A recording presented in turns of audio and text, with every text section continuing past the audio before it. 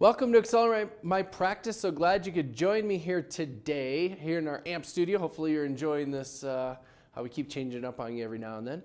Today I want to talk about team issues. You know, one of the questions we get a lot, in fact, one of the main reasons our website comes up in search results is dental team issues.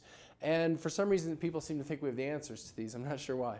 But I want to address team issues for a little bit and see what we can do to help, because it's a never-ending issue, and not because anybody's a bad person, just because, you know, anytime you put a whole lot of people in one room and have them work together for a great extended period of time, you're going to have issues. And if you think about your work family versus your home family, you chose your home family. I mean, you chose to marry your spouse, presumably, and yet you have issues there. So you then take people who don't know each other, who did not choose to be together, you have them spend even more awake time, if you will, together than you do with your own family, and then we're shocked that we have issues. So I want to spend some time around that, and I think the best way to start this is to talk first about some leadership stuff. And the reason being is if we allow, as the owners of the business, as the doctors, I'm going to speak to you doctors, if as doctors we don't have clear expectations in terms of roles, responsibilities, and then clear expectations that we can pass amongst the entire team, we're asking for trouble. And I believe that anytime a relationship fails, whether it's personal, business, or otherwise, I believe they fail because of mismatched expectations. So it's interesting how mismatched expectations can lead to all kinds of mayhem and chaos. And I think that oftentimes in the dental office, that's what can happen. I think someone else is going to do something, somebody else thinks somebody's going to do something, and because of that mismatched expectation, we have a problem. So what you'll learn about us, especially those that are newer with us, is when we take responsibility, say getting patients to pay the bills, keeping the hygiene schedule full, we tend to like to have one person who's in charge of it. And the reason being is then there's a very clear expectation. We go to this person, it's their responsibility. That's not to say they can't delegate to other people some pieces of it, but the ultimate responsibility falls on that one person. And then, therefore, we have very, very clear expectations about things. Now, if that one person delegates some piece of responsibility, they need to be very clear about their expectations of that other person. So you can see how if you have a very clear pecking order, you don't have issues. Military is a fabulous example. There is no misunderstanding about who's in charge, who's making decisions, and where the decisions are coming from. And once those decisions are made, it's done. So I think some of the challenge can lie in the fact that we don't have those clear expectations. So if we can set clear expectations, I think, one, you're going to be miles ahead.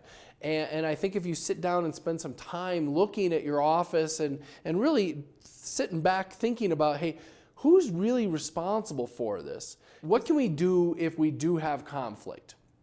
And how can we resolve it? You know, my first suggestion is to take the two people in conflict and sit them down and say, hey, I want to give you two the opportunity to work this out before I get involved. Because as I, the boss, the owner, the manager, whatever it is, if I get involved, it might not be as good as if you can work it out on your own. So I want to give you both the opportunity in the next, here's the deadline, to sit down, work it out. You two go have lunch, I'll pay for lunch, you guys go talk it out.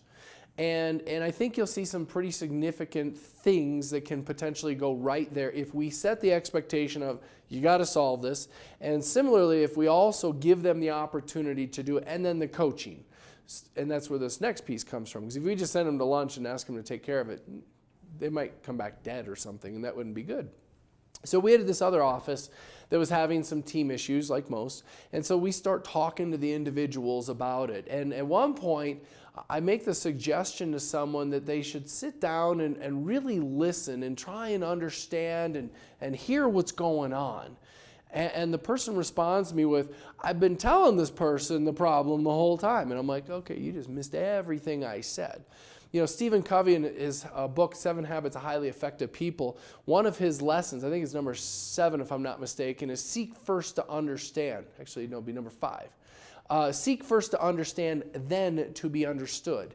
And that's a big challenge because too often we don't do what's called empathetic listening. We're sort of listening, but it's really kind of like me listening to you right now. It doesn't happen. So I might be sitting there having a conversation with somebody, looking like I'm listening, looking like I'm paying attention, but while they're saying something, what I'm sadly really probably doing is formulating my response, formulating my defense, or putting my fists up, metaphorically speaking, so I can come back at them. And nothing positive is going to come out of that. So the coaching I would suggest you give if you ever have two people who are in conflict is, I want you to really sit down and hear each other speak. And Stephen Covey even has a little, I forget what he calls it, but a little chunk of wood that whoever has it has the power to speak, and no one else can talk when that person's holding it. And then when they're all done, they can pass it off to the other person. And it's a rather formal way, which is maybe a good thing in those circumstances to do, because it forces people not to argue. This arguing thing never works, never becomes something productive or healthy. It usually just becomes really, really inflammatory and a big old mess. So if you can sit down and if you can actually listen to the person, try and remove your emotion from it while you're listening, and really try and hear what they're saying, what they're feeling in that moment, and understand it, it's amazing how it can help. So if we can sit there and hear the words and then also try and listen to the meaning and the heart and soul of that person in that moment of conflict, it's amazingly powerful how it can disarm things. And I realize I'm making big, bold statements because it's hard to do that. I mean, you're sitting there and your coworker, your spouse, your child, your sibling, if they're sitting there absolutely spewing things at you, just upset, it's hard to remain calm in it. But if we can function as a team, imagine how much more we can accomplish. We've all heard the metaphor of you're only as strong as your weakest link and all those fabulous little metaphors. The challenge is in a dental office, if we try and ever function as a singular person in the office and try and do it all ourselves, we can't. We just can't. There's just too much. We've got to be able to rely on each other. We've got to help each other. And I think the best thing that you can do to help build team camaraderie is to offer to help somebody.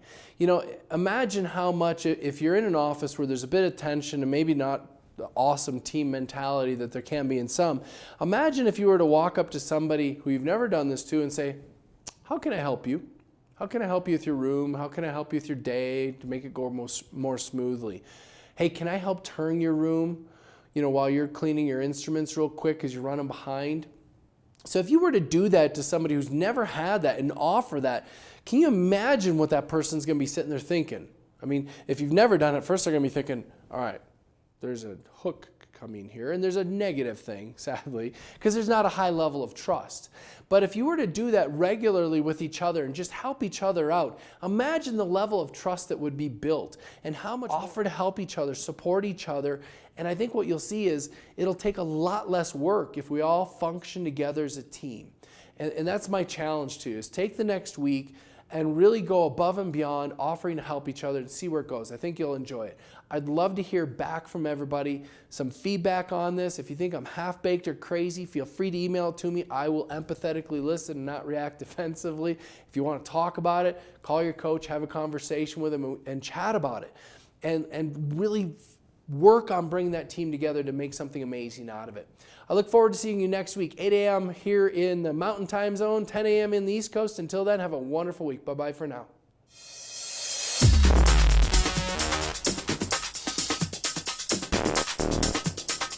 What if you could have the practice of your dreams?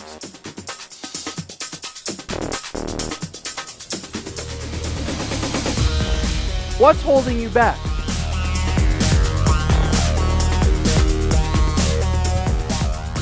Imagine a life where you have everything you ever wanted.